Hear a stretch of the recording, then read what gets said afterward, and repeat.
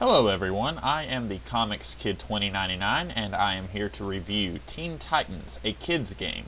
This is the first volume in Geoff Johns' run on the Teen Titans, which started in 2003.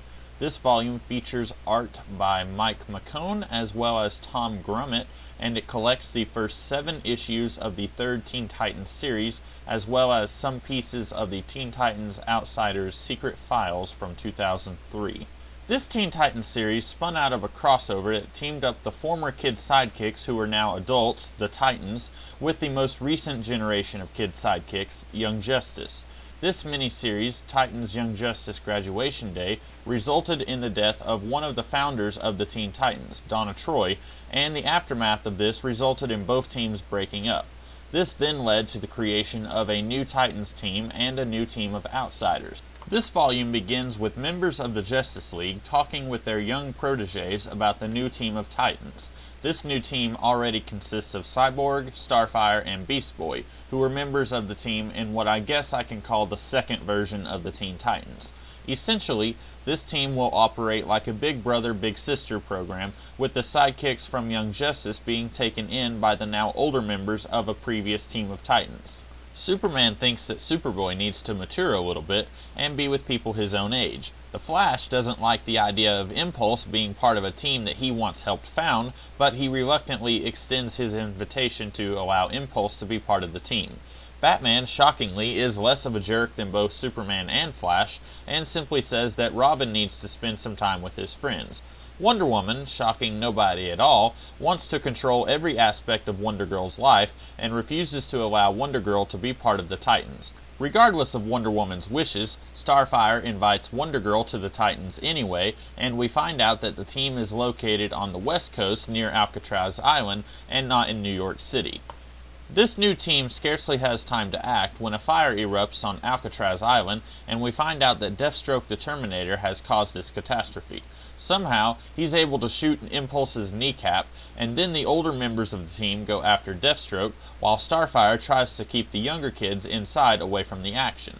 As you can imagine, this does not go as Starfire imagined, and the former members of Young Justice go after Deathstroke. We find out that Deathstroke is actually possessed by the evil ghost of his deceased son, Jericho, and then Raven, newly resurrected from the dead, comes and sucks up Jericho's ghost before disappearing. Then the Justice League comes to act pretentious and tell the Titans what they can and can't do. This ends about how you would expect, with both teams admitting that they acted a little childish. Then the final issue is more or less a day-in-the-life thing, where we get flashes of each member of the Titans, and we get to see how they are adjusting to their lives now. Despite how long it took me to summarize all of that, this book isn't very complex at all. It's a very fast read until the final issue, which I actually think has more words in it than the other 6 issues combined. A lot of the stuff about the Graduation Day miniseries is left very vague in this book, and if you haven't read it before reading this book, you might be a little bit confused. The only thing from that story that anyone actually addresses is the death of Donna Troy. But unless you're very familiar with the DC Universe, you won't know that half of this team was part of Young Justice, and the other half were teen superheroes themselves at one point. So that's something to keep in mind before going in. My biggest complaint that I have with Geoff Johns in general is his ready willingness to disregard what has come before so that he can more or less write a character or a group of characters as if they don't have a history, or if they do have a history, he rewrites it extensively. Part of this, I would say, is to make things easier on himself. I don't think anyone, except maybe Mark Waid, would really enjoy going through over 200 issues of Teen Titans stories to understand and become familiar with the history of these characters and this series. So it makes sense that Johns might want to simplify things and make things a little easier on himself. But also, this is just part of what Johns does. He takes undesirables and he polishes them off and makes millions of comic book fans slobber over what he produces, and he makes DC Comics money hand over fist. He did this with Green Lantern, with The Flash, he helped David Goyer do it with JSA, and he's doing it right now with Aquaman. And that's what he does with the Teen Titans in this volume. This very method of his makes this a very good jumping on point for the Titans. When I read this book the first time, I had only read a handful of Teen Titans stories. The first 7 or so issues of Marv Wolfman and George Perez's New Teen Titans from 1980, The Judas Contract, and The Terror of Trigon. that was about it. There's still about 20 years of stories in between the Terror of Trigon and this volume, and I can safely say you don't need to read all 20 years of comics to air quote understand this. But on the other hand, it does feel like Johns is saying that those stories don't matter. If you are a fan of the era where the Atom was the leader of the Titans, or the days when Baby Wildebeest was part of the team, looking at this, it's almost as if Johns is saying that those eras aren't as worthy as the new Teen Titans from 1980. That is to say, Starfire, Cyborg, Changeling / Beast Boy, Raven, Robin, Wonder Girl, and Kid Flash. It really is pretty blatant that Johns is modeling his own run on the Titans after the Wolfman-Perez run from 20 years earlier. Wolfman and Perez took 3 members of the original Titans, Robin, Kid Flash, and Wonder Girl, and they teamed up with 4 brand new characters, and this spiced the comic book up immensely. Gradually, as the years progressed, this team changed. Starfire went back to her people, Kid Flash quit the team, new members joined and died, etc.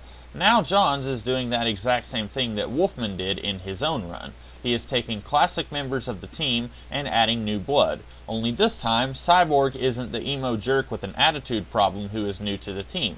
He's the level-headed one who is there to be a mentor to the younger heroes. And that brings me to Geoff Johns more or less rewriting personalities of certain characters.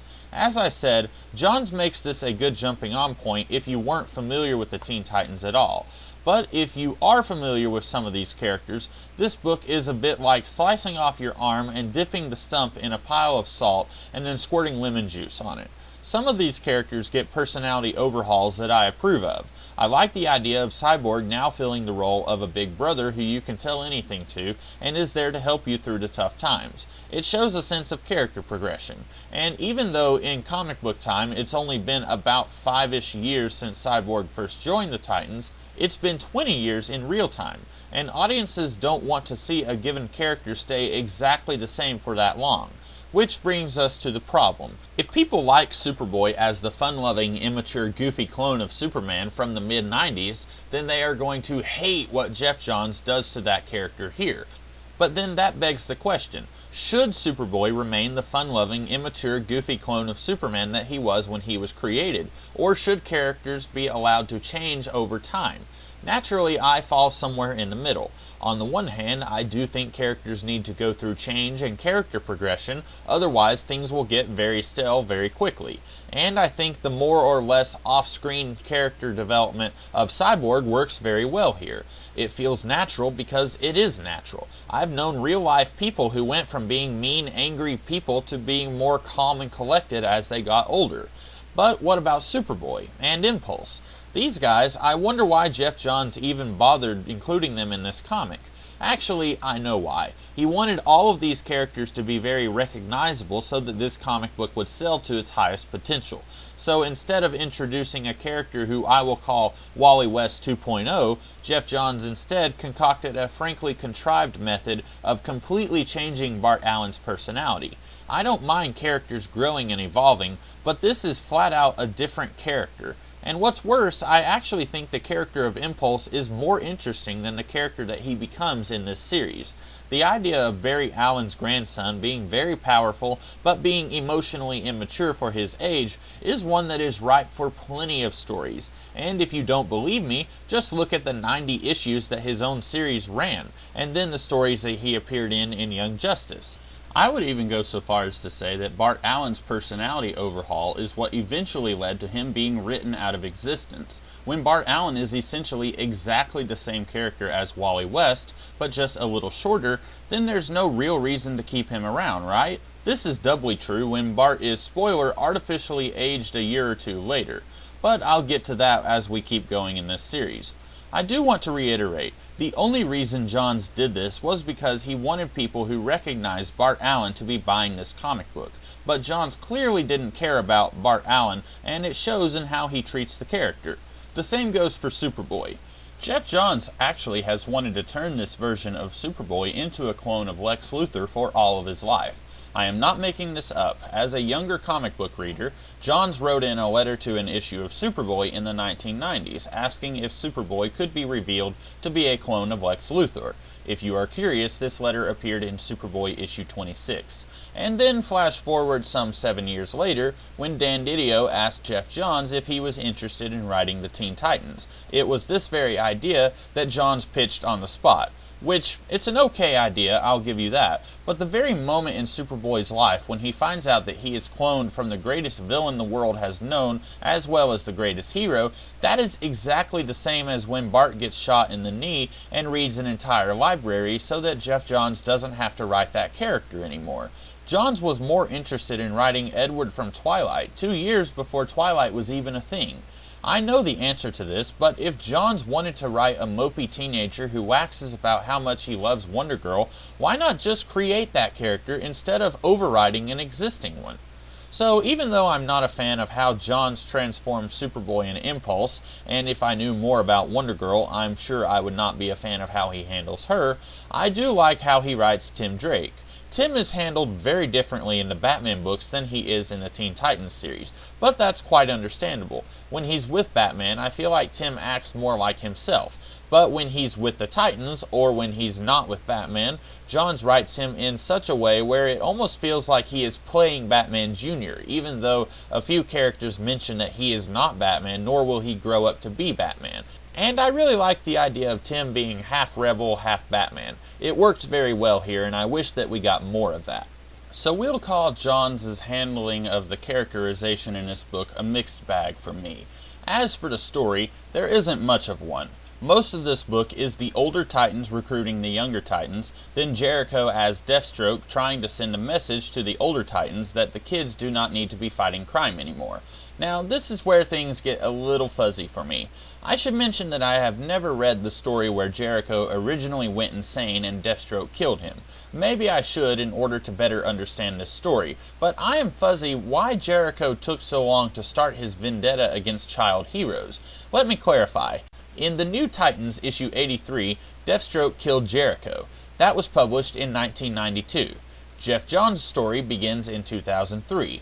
So why did it take however long that it does in comic book time for Jericho to spring back up and start air quotes sending messages? And why does he have this vendetta anyway? Jericho was already an adult when he first joined the Titans, and that was like a decade before he died in real world time. So why is he so caught up on younger heroes risking their lives? As near as I can tell, it seems like the adults are the ones at risk. If you take a gander at the Memorial Hall in Titan's Mansion, you'll soon notice that all of the ones who have died were adults. And does Jericho plan to go and kill Robin if he's adventuring in Gotham with Batman? Or Wonder Girl when she's on Themyscira with Diana? Jericho is mad at Cyborg, Beast Boy, and Starfire for endangering the lives of these teenagers. But none of these kids got their start as superheroes with the Titans. They all have connections to the superhero world through people not affiliated with the Titans. Does Jericho plan to target them if they quit the Titans but keep on heroing?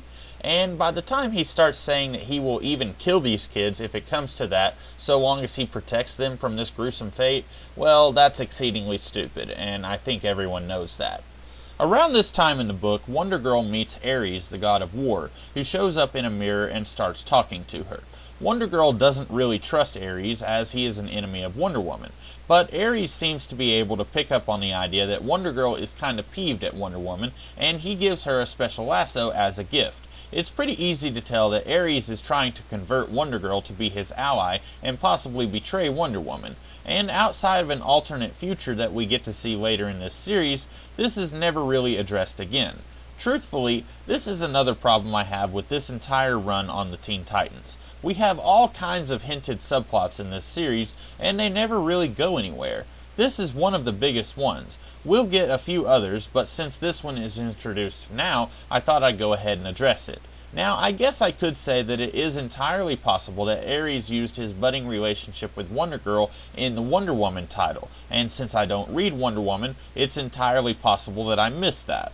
But if it did get paid off in the Wonder Woman title, then it shouldn't have been set up in the Teen Titans title.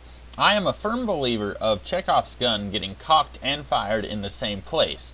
Don't make me have to work hard just to find out what you were trying to do here. In a similar manner, I guess it's also possible that this Ares Wonder Girl thing got sorted out after Johns left this series, and since I stopped reading right around the time when Johns left, I wouldn't know if that's true or not. Anyhow, all I really want to say is that it's very likely that this lasso thing doesn't ever get resolved, which is just very sloppy.